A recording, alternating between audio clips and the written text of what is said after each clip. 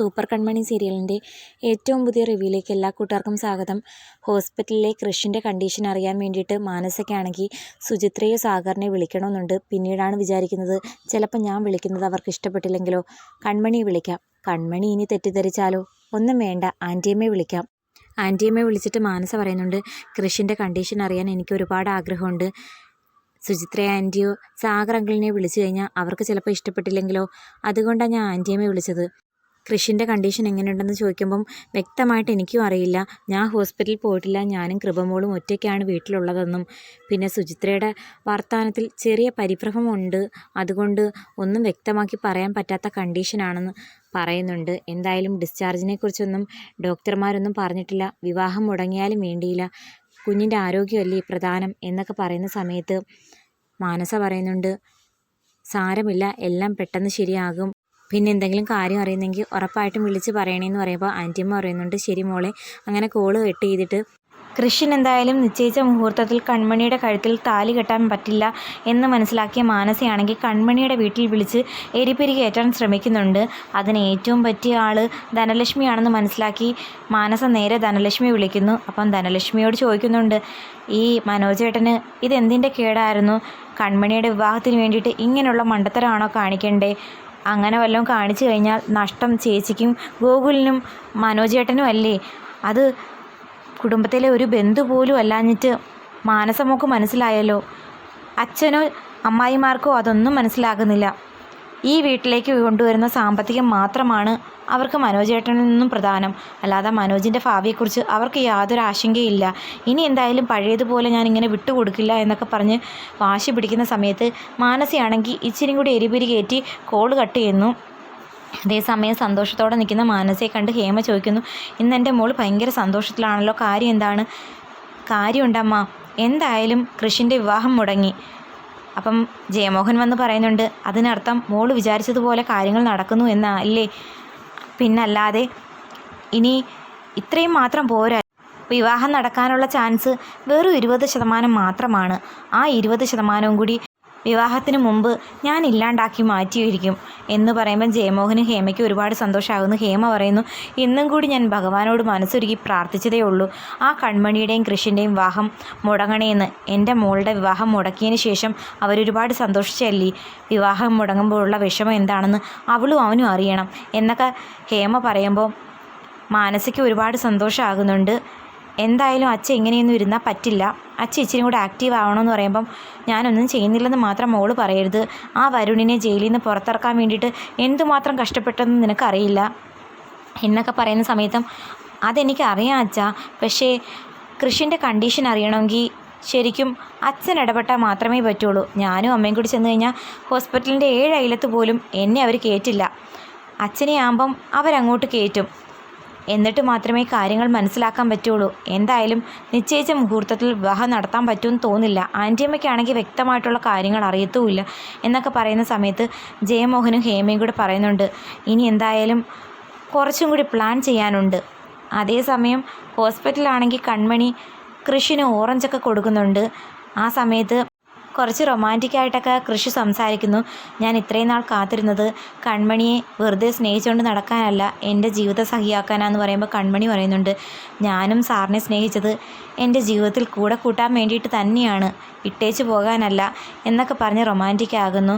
മറ്റന്നാൾ എനിക്ക് ഉറപ്പായിട്ടും വിവാഹത്തിന് പങ്കെടുക്കാൻ പറ്റുമെന്നും കൺമണിയുടെ കഴുത്തിൽ എനിക്ക് താലി കെട്ടാൻ പറ്റുമെന്നൊക്കെ പറഞ്ഞ് ഒരു ഡെമോ കാണിക്കുന്ന സമയത്ത് കൃഷിന് വല്ലാതെ വേദനിക്കുന്നുണ്ട്. അപ്പോൾ കൺമണിയാണെങ്കിൽ കൃഷിനെ വഴക്ക് പറയുന്നു, ഡോക്ടർ പറഞ്ഞു ചൊല്ലി കൈ അനക്കരുത്, കൈ അനക്കി കഴിഞ്ഞാൽ ബ്ലീഡിങ് കൂടുമെന്ന്. ശേഷം നമ്മുടെ സാഗറാണെങ്കിൽ മദറമ്മയെ കണ്ട് കാര്യങ്ങളൊക്കെ മനസ്സിലാക്കിയതിന് ശേഷം ഓടി ഹോസ്പിറ്റലിലേക്ക് വരുന്നുണ്ട്. അപ്പം സുചിത്ര ചോദിക്കുന്നു, എന്താ സാഗർ, പോയ കാര്യം എന്തായി? അപ്പോൾ ഒന്നും മിണ്ടാതെ നിൽക്കുന്നുണ്ട്. കൺമണി മോള് കൃഷിനെ കണ്ടു എന്നും കൃഷിന് ബോധം വന്ന് സംസാരിച്ചെന്നൊക്കെ പറയുമ്പോൾ അതിന് മറുപടി പറയുന്നു. അപ്പം സുജിക്ക് ഒരു കാര്യം മനസ്സിലാകുന്നുണ്ട്, ഓഫീസിലെ കാര്യമാണെങ്കിൽ ഉറപ്പായിട്ടും എന്നോട് പറഞ്ഞേനെ, അത് മറച്ചു വെക്കേണ്ട കാര്യമൊന്നുമല്ല, പക്ഷേ കൃഷിൻ്റെ കാര്യമാണ് സാഗർ എന്നിൽ നിന്ന് ഒളിപ്പിക്കുന്നത്, അതെനിക്ക് ഉറപ്പായെന്ന് പറഞ്ഞ് നിൽക്കുന്ന സമയത്ത് ഡോക്ടർ എന്താ മോളോട് പറഞ്ഞതെന്ന് സാഗർ ചോദിക്കുന്ന സമയത്ത് കൺമണി പറയുന്നുണ്ട്, ഒരു ബോട്ടിൽ ബ്ലഡും കൂടി കൊടുത്തിട്ടുണ്ടെന്നും അധികം താമസിക്കാതെ ചികിത്സ തുടർന്നേ പറ്റുള്ളൂ എന്നൊക്കെ പറയുമ്പം സാഗർ പറയുന്നു, ഞാൻ എത്രയും പെട്ടെന്ന് ഡോക്ടറെ ഒന്ന് പോയി കണ്ടിട്ട് വരട്ടെ, എന്നാ ഡിസ്ചാർജ് എന്നുള്ള കാര്യം അറിയാനാണെന്ന് പറഞ്ഞു പോകുന്ന സമയത്ത് സാഗർ പോയതിൻ്റെ തൊട്ട് പിന്നാലെ സുചിത്രയാണെങ്കിൽ കൺമണി മോളോട് പറയുന്നുണ്ട്, മോൾ ഇവിടെ തന്നെ കാണില്ലേ, അമ്മയൊന്ന് പോയിട്ട് വരാം, അമ്മ ധൈര്യമായിട്ട് പൊക്കോ, സാറിൻ്റെ എന്താവശ്യത്തിന് ഞാനിവിടെ തന്നെ കൂടെയുണ്ട് എന്ന് പറഞ്ഞു പോകുന്നു. അങ്ങനെ സാഗറാണെങ്കിൽ ഡോക്ടറിനോട് സംസാരിക്കുന്ന എല്ലാ കാര്യവും നമ്മുടെ സുചിത്രയാണെങ്കിൽ മറഞ്ഞു നിന്ന് കേൾക്കുന്നുണ്ട്. അതായത് നിവർത്തി കെട്ട് സാഗറിന് എല്ലാ സത്യങ്ങളും തുറന്നു പറയേണ്ടി വരുന്നു. അതായത് കൃഷിനുണ്ടായിരിക്കുന്നത് ജനിതക രോഗമാണ്. സുചിത്രയ്ക്ക് ഈ രോഗമില്ലാത്ത സ്ഥിതിക്ക് എങ്ങനെ കൃഷിന് ഈ രോഗം വന്നു എന്നുള്ള കാര്യത്തിലാണ് ഡൗട്ട്. സുചിത്രയുടെ ഫാമിലിയിലോ അല്ലെങ്കിൽ സാഗർ സാറിൻ്റെ ഫാമിലിയിലോ ആർക്കെങ്കിലും ഈ അസുഖമുണ്ടോ എന്ന് ചോദിക്കുമ്പോൾ സാഗർ പറയുന്നുണ്ട് ആർക്കുമില്ല.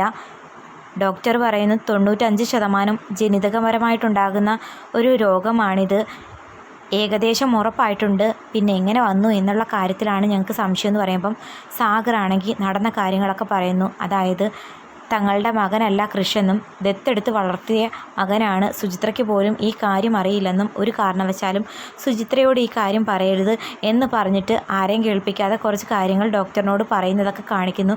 ഇതെല്ലാം നമ്മുടെ സുചിത്രയാണെങ്കിൽ മറഞ്ഞെന്ന് കേൾക്കുന്നു. നെഞ്ച് തകർന്ന അവസ്ഥയിൽ സുചിത്ര ഇങ്ങനെ നിൽക്കുമ്പോഴത്തേക്കും സാഗറാണെങ്കിൽ ഡോക്ടറെ കണ്ട് തിരിച്ചിറങ്ങി വരുമ്പോൾ സുചിത്രയെ കണ്ട് ആകെ ഷോക്കാകുന്നു. ഇവളെല്ലാം കേട്ട് കാണുമോ എന്നുള്ള അതിശയത്തിൽ സുചിത്രയെ വന്ന് വിളിക്കുമ്പോഴത്തേക്കും അവളാണെങ്കിൽ സമനില തെറ്റിയ രൂപത്തിൽ പൊട്ടിക്കരഞ്ഞു നിൽക്കുവാണ്. എന്താ നിനക്ക് പ്രശ്നമെന്ന് പറയുമ്പോഴത്തേക്കും കൈ തട്ടി മാറ്റി സുചിത്രയാണെങ്കിൽ മേലത്തെ നിലയിലേക്ക് ഓടുന്നുണ്ട്.